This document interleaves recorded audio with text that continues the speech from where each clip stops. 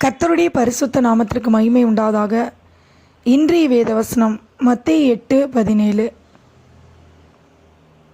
அவர் தாமே நம்முடைய பலவீனங்களை ஏற்றுக்கொண்டு நம்முடைய நோய்களை சுமந்தார். 1 பேதுரு 2:24 வாசிக்கிறோம்.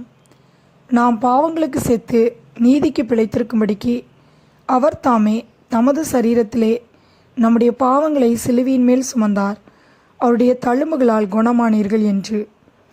நம்முடைய நோய்களை இயேசு கிறிஸ்து சுமந்தார், அவருடைய தழும்புகளால் நாம் குணமாகிறோம்.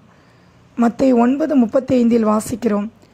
ஜனங்களுக்கு உண்டாயிருந்த சகல வியாதிகளையும் சகல நோய்களையும் நீக்கி அவர்களை சொஸ்தமாக்கினார். அவர் தமது வசனத்தை அனுப்பி நம்மை குணமாக்கி அழிவுக்கு தப்புவிக்கிறார் என்று சங்கீதம் 107:20 வாசிக்கிறோம். எரேமியா 33:6 வாசிக்கிறோம். இதோ நான் அவர்களுக்கு சௌக்கியமும் ஆரோக்கியம் வரப்பண்ணி அவர்களை குணமாக்கி அவர்களுக்கு பரிபூர்ண சமாதானத்தையும் சத்தியத்தையும் வெளிப்படுத்துவேன் என்று. வியாதி நம்முடைய சமாதானத்தை எடுத்து போடுகிறது. நம்முடைய வாழ்க்கையிலே இயேசு கிறிஸ்து அவருடைய சமாதானத்தையே நமக்கு கொடுத்திருக்கிறார். வியாதியை குறித்து நம்முடைய இருதயம் கலங்கவும் பயப்பட வேண்டிய அவசியமில்லை. அவர் நமக்கு சமாதானத்தையும் சுகத்தையும் கொடுக்கிறவராக இருக்கிறார். இயேசு கிறிஸ்து கொடுக்கிற சமாதானம் பரிபூர்ணமானது. அவர் நமக்கு கொடுக்கிற சுகமும் பரிபூர்ணமானது. சங்கீதம் 122:7 வாசிக்கிறோம். உன் அலங்கத்திற்குள்ளே சமாதானமும் உன் அரண்மனைக்குள்ளே சுகமும் இருப்பதாக என்று. நமக்கு சுகம் இருந்தால் சமாதானம் உண்டு. நீதிமொழிகள் 4:20, 21, 22 வாசிக்கிறோம். அவருடைய வார்த்தைகளை கவனித்து அவருடைய வசனங்களுக்கு செவி சாய்த்து அவைகள் நம் கண்களை விட்டு பிரியாதிருக்கும்போது, அவைகளை காத்து கொள்ளும்போது அவைகள் நமக்கு ஜீவனும் நம் உடலுக்கு ஆரோக்கியமாக இருக்கிறது. அவருடைய வார்த்தை நம்முடைய உடலுக்கு ஆரோக்கியமாக இருக்கிறது.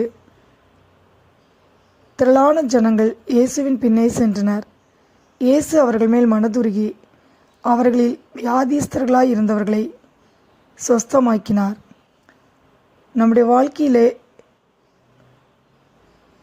வியாதி நமக்கு வரும்போது இயேசு நம்மேல் மனதுருகிறவராக இருக்கிறார். அவர் மனதுருகி நம்மை சுகமாக்கிறவராக இருக்கிறார். வியாதியிலே பல மாதங்கள் பல வருடங்கள் நாம் கஷ்டப்பட்டு கொண்டிருக்கலாம். இயேசு நம்முடைய பலவீனத்தையும் வியாதியும் சுகமாக்குவார். லூக்கா 13:14 வாசிக்கிறோம்.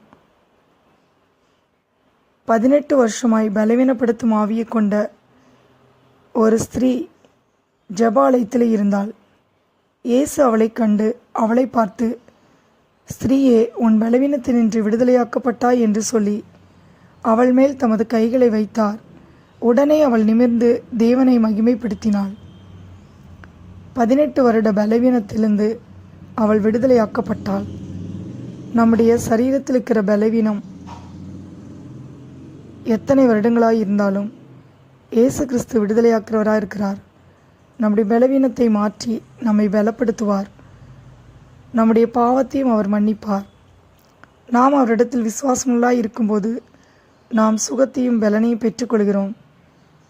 இயேசு கிறிஸ்துவே பரிகாரியாக இருக்கிறார்.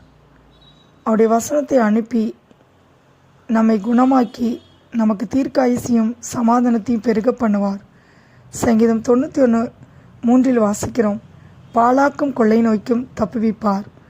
நம்முடைய வாழ்க்கையிலே நாம் பயப்பட வேண்டிய அவசியமில்லை. வாதை நம்முடைய சரீரத்தில் இருப்பதில்லை. பொல்லாப்பு நமக்கு நேரிடுவதில்லை. அவர் நம்மை நீடித்த நாட்களால் திருப்தியாக்குறவராயிருக்கிறார். மத்தேயு 8:17 வாசிக்கிறோம். அவர் தாமே நம்முடைய பலவீனங்களை ஏற்றுக்கொண்டு நம்முடைய நோய்களை சுமந்தார். கர்த்தர் தாமே இந்த வார்த்தையை ஆசீர்வதிப்பாராக. ஆமென்.